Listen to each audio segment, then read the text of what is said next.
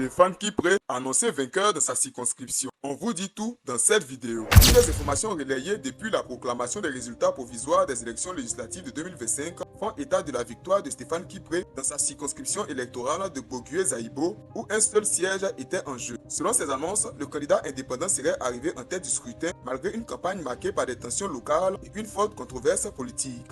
Il convient de rappeler que la candidature de Stéphane Kipré est intervenue dans un contexte de non-respect de la ligne officielle du Parti des peuples africains Côte d'Ivoire PPAC, alors que le parti dirigé par Laurent Gbagbo avait donné des consignes claires concernant la participation aux législatives et la discipline interne. Stéphane Kipré a choisi de se présenter en candidat indépendant, une décision qui a été mal perçue par une partie importante des militants et sympathisants du PPACI dans la zone concernée. Cette candidature dissidente a suscité des critiques internes, certains cadres et militants estimant qu'elle affaiblissait la cohésion stratégique du parti et créait de la confusion auprès de l'électorat traditionnel du PPACI. La campagne électorale n'a pas été de tout repos. Dans certaines localités, notamment à Kafanadougou, un incident impliquant des habitants a été signalé. Selon des témoignages relayés dans la presse, des populations auraient exprimé leur opposition à certains travaux engagés, accusant le candidat d'agir sans concertation préalable. Face à la montée des tensions et à des menaces rapportées, les travaux auraient finalement été interrompus, alimentant davantage la polémique autour de la candidature. Des événements ont contribué à crisper le climat politique local, renforçant les divisions entre partisans, opposants et militants du PPACI,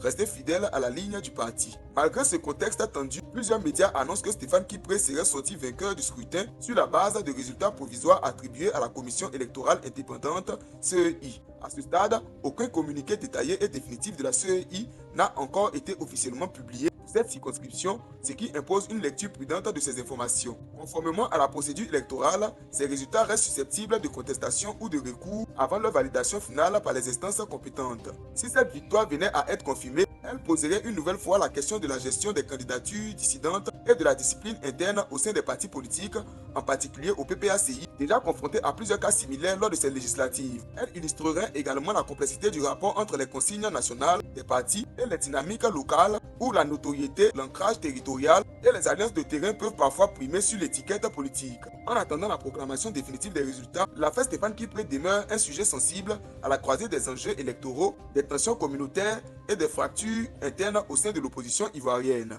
Père, tu nous as pris de zéro. Tu as fait ce qu'il y avait à faire. Père, c'est deux cœurs reconnaissants qu'ensemble, on veut te glorifier. C'est deux cœurs reconnaissants qu'ensemble, on veut te dire que cette victoire est à toi. C'est toi Dieu qui l'a fait. C'est toi Dieu qui l'a fait. Nous ne méritons pas, mais toi Dieu, tu l'as fait, Seigneur mon Dieu. Gloire et honneur pour toi aujourd'hui, au nom de Jésus. Député.